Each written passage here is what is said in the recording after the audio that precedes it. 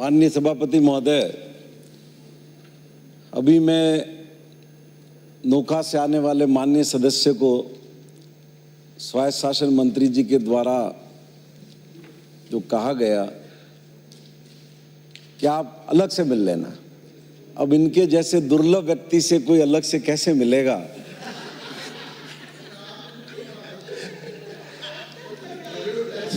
ये शोध का विषय है माननीय सभापति। आपके लिए मैं विशेष रूप से मैं आग्रह करूंगा कि आपसे मिलने का समय दें। माननीय सभापति महोदय, भारतीय जनता पार्टी हमेशा से, माननीय सदस्य, बढ़िया तो ये रहे कि एक दिन इन पे ही चर्चा करवा ले अपन। पूरी चर्चा धारीवाल जी पे करवा ले। अगर इन पर चर्चा करवा लेंगे सर, तो फिर देश में शोध का काम, रिसर्च का काम बंद हो जाएगा, कि इतनी शोध पुस्तिकाएं निकल जाएगी। मैं जानता हूं, मैं बहुत वर्षों से जानता हूं, विशेषज्ञों के पैनल में मुझे बैठाना, निर्णय मुझसे करवाना। आप ये शांति है या अशांति है मैं बताऊंगा आपको। माननीय सभापति महोदय, मैं आपको याद दिलाना चाहूंगा, हमारे महबूब नेता स्वर्गीय राजीव गांधी स्थानीय निकाय और पंचायती राज संस्थाओं को मजबूत करने का सपना हम सबको देकर के गए। अपने जीवन काल में जब उन्होंने प्रयास किया वो संशोधन लाने का, लोकसभा में पारित हुआ, लेकिन राज्यसभा में भारतीय जनता पार्टी ने साथ नहीं दिया, तो वो संवैधानिक संशोधन माननीय सभापति महोदय पारित नहीं हो सका। पूर्व प्रधानमंत्री नरसिम्हा राव जी के कार्यकाल में वो 73वां और 74वां संविधान संशोधन हुआ। स्थानीय निकाय और पंचायती राज की इन संस्थाओं को संवैधानिक इकाई का दर्जा दिया गया। आपको याद होगा, सालों चुनाव नहीं होते थे इन नगर पालिकाओं के, सालों तक। जब ये खुद प्रतिपक्ष के उपनेता पहली बार चिकित्सा मंत्री बने थे, या उससे पहले 90 में जब विधायक बने थे, तब भी चुनाव नहीं होते थे नगर पालिका। शासन में ये जरूर थे पर चुनाव नहीं होते थे।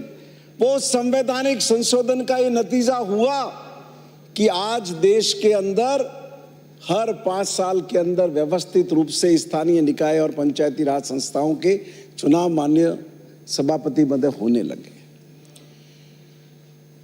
ये प्रतिपक्ष के भी हमारे साथियों ने कहा है, और राजस्थान में इस बात पर किसी को कोई शक शुबा नहीं है कि नगरीय विकास के लिहाज से शांति धारीवाल साहब का कोई तोड़ नहीं है। ना लंबा अनुभव, इनका अपना विजन, वो सब है।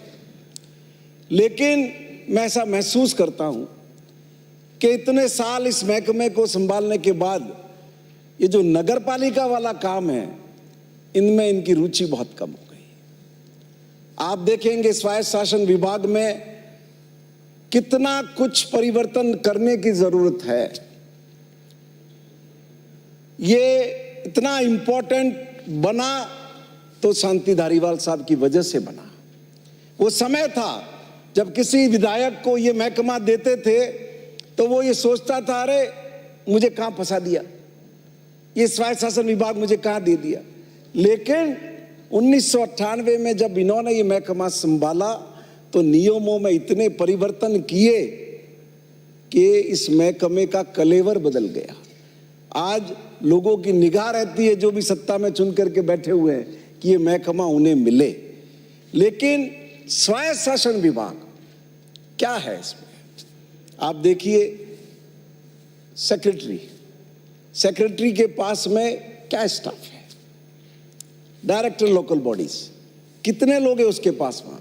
आज अगर प्रदेश की किसी नगर पालिका में किसी भी तरह की बात हो, जांच करने के लिए जयपुर से किसी को भेजना हो, क्या इनके पास मैन पावर है? नहीं है। आपने डीडीआर बिठा रखे हैं अलग अलग रीजन में। जोधपुर का ले लीजिए आप, 40 नगर पालिकाएं होगी उस डिप्टी डायरेक्टर के पास। महीनों उन नगर पालिकाओं में नहीं वो जा पाता, और क्या होता है क्या नहीं होता है किसी को पता नहीं। इसी सदन में मैंने एक मामला लाया था अबुरुन नगर पालिका। माननीय मंत्री जी ने कहा था कि जवाब गलत दिलवा दिया। मैंने आपके ध्यान में लाया कि जवाब गलत दिलवाया गया। आपने कहा कि मैं कलेक्टर से जांच करूं। कलेक्टर ने वो जांच करके भेज दी, और जब वापस इसका प्रश्न भेजा तो मुझे स्वयं डायरेक्टर लोकल बॉडी ने बताया कि उनके कार्यालय से वो फाइल ही गायब है जो कलेक्टर ने जांच रिपोर्ट भेजी है। तो इस तरह के हालात में ये महकमा माननीय सभापति महोदय काम कर रहा है। अब इसमें पैसा बहुत है, इनके अधिकारियों को लो आप, कोई देखने वाला नहीं है। आप भ्रष्ट से भ्रष्ट अधिकारी है। धारीवाल साहब को शिकायत मिलेगी, धारीवाल साहब ट्रांसफर कर देंगे, वो जाएगा हाईकोर्ट में, स्टे लेके आ जाएगा। फिर धारीवाल साहब को पता चलेगा अगर वो बदमाश तो स्टे लेके आ गया, तो वो उसकी उन कागजों के आधार पर उसको सस्पेंड कर देंगे। वो फिर जाएगा, उस सस्पेंशन के ऊपर स्टे लेके आ जाएगा और बैठा रहेगा। फिर इनकी मजबूरी है, वकील इनके पास है जैसे ही है, वो खुद ही मिल जाते हैं। तो वो चोर से बड़ा चोर आदमी कई महीनों तक मंत्री जी की खुद की जानकारी में है, खुद बता देंगे उसके पूरे कारनामे, विभाग के सारे अधिकारी बता देंगे। और ये तो वहां रहा जब इसके खिलाफ इतने मुकदमे दर्ज थे, इसके खिलाफ इतनी 16 की चार्जशीट है, इतनी खिलाफ इतनी वो चार्जशीट है, लेकिन कोई तंत्र नहीं है। 50 सैकड़ों मुकदमे होंगे जोधपुर हाईकोर्ट के अंदर इनके विभाग के। करोड़ों रुपए का इनका रेवेन्यू फंसा हुआ है, 20-20 साल से फंसा हुआ है। यह पता नहीं है डिपार्टमेंट को कि अगली पेशी कब है, हमारा वकील कौन है, उसमें जवाब क्या पेश हुआ है। अगर कभी कोई रिव्यू करे कि भाई नगर पालिकाओं के कितने मुकदमे कहां पर लंबित है, क्या है, तो पता चले। वो मैंने जैसे आपसे निवेदन किया, एक वो डिप्टी डायरेक्टर आरएस ऑफिसर और सारे ये डिविजनल हेडक्वार्टर पर, चाहे वो जयपुर हो, चाहे वो जोधपुर हो, चाहे कोटा हो, चाहे उदयपुर हो, कौन लगते हैं? वो लगते हैं जो केन प्रकार या तो उदयपुर नहीं छोड़ना चाहते, या कोटा नहीं छोड़ना चाहते, या अजमेर नहीं छोड़ना चाहते, या जयपुर नहीं छोड़ना चाहते। उन्हें बस उस जगह पर रहना है, तो वो लग जाएंगे यहां पर।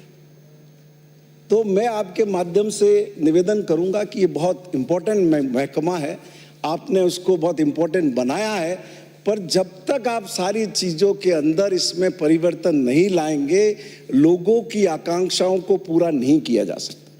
माननीय सभापति महोदय, आप पंचायत समिति लो, मैं सिरोही की पंचायत समिति का उदाहरण देता हूँ। 31 पंचायतें, उस पर एक बीडीओ बिठा रखा है। शिवगंज पंचायत समिति लीजिए, 26 पंचायतें, एक बीडीओ बिठा रखा है, फिर एसीओ उनके ऊपर बिठा रखा है, फिर सीओ उनके ऊपर बिठा रखा है। आपके पूरे जिले की 5-6 नगर पालिका है, उनके ऊपर कौन है? कौन है जिला स्तर पर आपके विभाग की तरफ से जो कोई देख सके कि हमारा ये अधिकारी है जो इनको सुपरवाइज करेगा, मॉनिटरिंग करेगा? तो मैं आपसे विनती करूंगा कि आप ये संशोधन लाए, वो तो बढ़िया बात है, पर आप इस बात की व्यवस्था करो कि जिला स्तर पर आपके विभाग का एक अधिकारी हो जो जिला स्तर पर इन नगर पालिकाओं के काम की मॉनिटरिंग कर सके। अब आपने अधिकार दिए हुए हैं पार्षदों को, चुने हुए जनप्रतिनिधियों को, कभी कमेटी बनाओ, कमेटियों के माध्यम से काम करो। पूरे राजस्थान में अंदर 50 ऐसी नगर पालिकाएं होगी जिनमें कभी कमेटियां बनती ही नहीं, ना भवन निर्माण समिति बनती है, ना कोई प्रशासनिक समिति बनती है, ना कोई वित्त समिति बनती है। वो ईओ चेयरमैन 2 मिलकर के सारे काम करते रहते हैं। निर्माण की इजाजत हो, दूसरी इजाजत हो, सब काम वही करते हैं, कोई ये चेक करने वाला नहीं है। जबकि आपके यहाँ नियमों में व्यवस्था है कि अगर इतने दिनों के अंदर नगर पालिका बोर्ड कमेटियों का निर्माण नहीं करता है तो राज्य सरकार को उन कमेटियों का निर्माण करना चाहिए। पर माननीय सभापति महोदय, कोई देखने वाला नहीं। अब आप सफाई कर्मियों का लो, सफाई कर्मियों की भर्ती होती है, आपने कर दिया ये कि साहब इसमें जनरल का आदमी भी अप्लाई करेगा, ओबीसी का भी करेगा, वो फलां भी करेगा। होता क्या है, ठेकेदार के फर्जी सर्टिफिकेट ला करके वो लोग नियुक्ति पे लग जाते हैं और उसके बाद में किसी न किसी अधिकारी को पकड़ करके उसके घर पे काम करने लग जाते हैं। कभी एक दिन वो झाड़ू हाथ में पकड़ते नहीं। मुझे सिरोही का मैं एग्जांपल बताता हूँ, मुझे ऐसे ध्यान है कार्मिकों का। एक तो जोधपुर में किसी आईएएस ऑफिसर क्या काम कर रहा था, एक किसी जालोर में किसी क्या काम कर रहा था, और वो परमानेंट हुए नहीं, टेम्परेरी है, अलग अलग जगह लग जाता है। ऐसा पूरे राजस्थान के अंदर है। तो आपको देखना चाहिए, जो लोग वास्तव में सफाई का काम नहीं करते हैं, बेईमानी से लग गए हैं, तो जो सफाई का काम एक्चुअल में करते हैं उन लोगों को काम करने का अवसर मिलना चाहिए। लेकिन हम ये सब देख नहीं पाते। अब कहने को हम कह सकते हैं, हम इस बात का दावा कर सकते हैं साहब, हमने 100 इतने में से 170 नगर पालिकाओं के मास्टर प्लान बना दिए। बची हुई 10-12 और बची हुई है, उनके भी हम मास्टर प्लान इस साल में बना देंगे।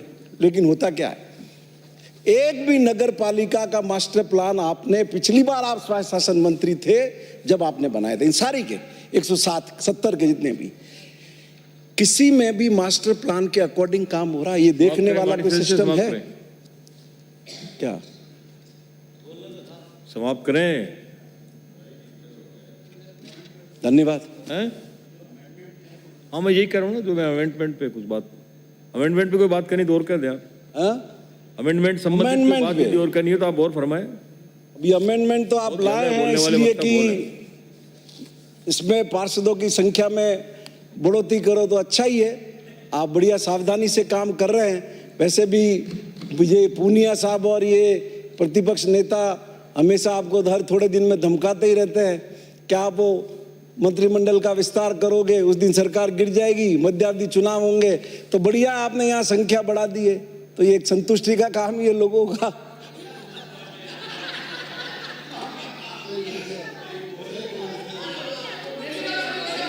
अच्छा ही है। शांत रहे, शांत रहे। और राजनीतिक लोगों को मौका मिलेगा और बाकी का काम करना मत, इसी से काम चल जाएगा आपका। धन्यवाद। जनमत पे भी जनमत का दिया हुआ आपका इसमें। अब मैं अपना जनमत जानने का प्रस्ताव वापस लेता हूं। श्री रामलाल शर्मा।